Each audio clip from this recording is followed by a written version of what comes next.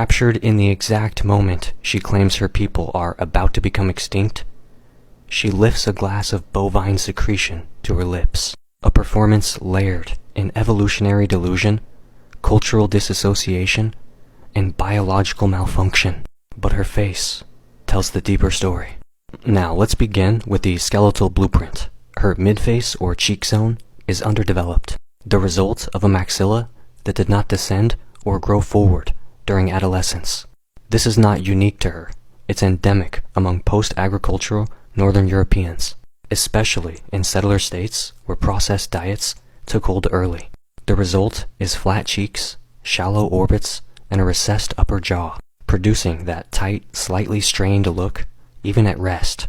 This contributes to nasal narrowing, poor airflow, and mouth breathing, which further collapses the lower face.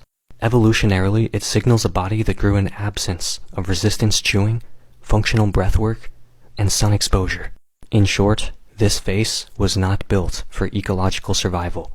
It was shaped by industrial food, low activity, and chronic inflammation. Now the jaw. Her mandible sits posterior to ideal alignment, and the gonial angle where jaw meets neck is obtuse, giving a softened, retracted chin and sloping jawline. This isn't aesthetics, it's airway anatomy. A recessed jaw narrows the oropharynx, increasing the risk of sleep apnea, TMJ dysfunction, and sympathetic overreaction, or fight and flight mode. It's common in populations raised on soft industrial diets, which failed to stimulate proper jaw growth. This structure says my ancestors traded mobility and oral health for dairy, bread, and agricultural monoculture. Now let's move to the nose, the long-forgotten site of colonial physiological dysfunction. Her nose is small, narrow, and upturned, commonly found in cold-adapted, high-latitude populations.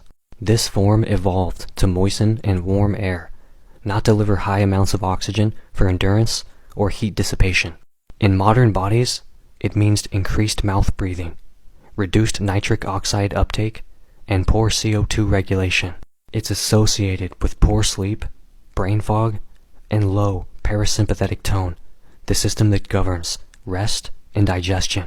So even her breath, every inhale, is evidence of a physiology adapted for Ice Age survival, not life in the tropics where her body currently sits. Now let's read the eyes, not just the shape, but the muscle tone, spacing, and tension. Her eyes display a slightly widened expression, not uncommon in white populations where sympathetic nervous system dominance is culturally and nutritionally ingrained. The brows are lifted slightly with upper eyelid retraction, not from emotion, but from baseline tension. This is consistent with unstable blood sugar, chronic caffeine use, and mild neuroinflammation. The whites of the eyes are subtly exposed under the iris, a physiognomic marker once associated with overstimulation, paranoia, and performative alertness. She's not smiling with her eyes.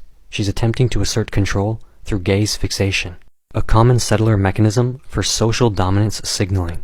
Her perioral region shows thin lips, weak buccinator, and downturned corners. These features are common in populations that lack masticatory stimulus in childhood. No hard chewing equals weak oral musculature. Suffer from chronic dehydration and poor collagen integrity, common in dairy-consuming cultures. And maintain facial tension due to underbreathing and poor jaw posture. The lips tell us this is a mouth raised on pasteurized milk, processed carbs, and settler fragility. It doesn't speak from the diaphragm. It projects from a clenched throat. The position of her neck and head, mildly craned forward with slight shoulder elevation, is indicative of head-forward posture from excessive screen use. Weak postural chains and compromised breath mechanics, and overuse of scaleness and sternocleidomastoids, which signals that she breathes primarily from the chest, not the belly. This anatomy isn't just about alignment. It shows us a nervous system stuck in low-grade panic, unable to fully exhale, and constantly bracing against an invisible threat, like demographic change. Her fake platinum-dyed hair and pallid skin, hallmarks of white beauty culture, unintentionally highlight the actual deficiency states rampant in settler populations. Low melanin equals higher rates of folate degradation under sun leading to infertility issues, mood instability, and neural tube defects. Skin tone suggests low carotenoid intake, oxidative stress, and possible estrogen dominance, a pattern exacerbated by dairy and endocrine disrupting plastics. Her hair is dry textured, chemically treated, and brittle looking, common in populations with low omega-3 intake, gut dysbiosis, and poor bile flow. She is not glowing. She is malnourished in high resolution. This is not just a person.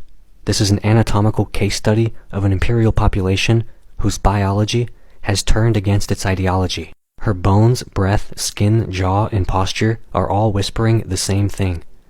We were not meant to last this way. She drinks milk not for health, but because it's the last remnant of a collapsing metabolism and collapsing myth. She fears extinction not because of numbers, but because her body, at every level, is showing her it's already begun. Not a victim, not a prophet, just a settler phenotype caught mid-collapse, documenting her own obsolescence, pixel by pixel. Cope.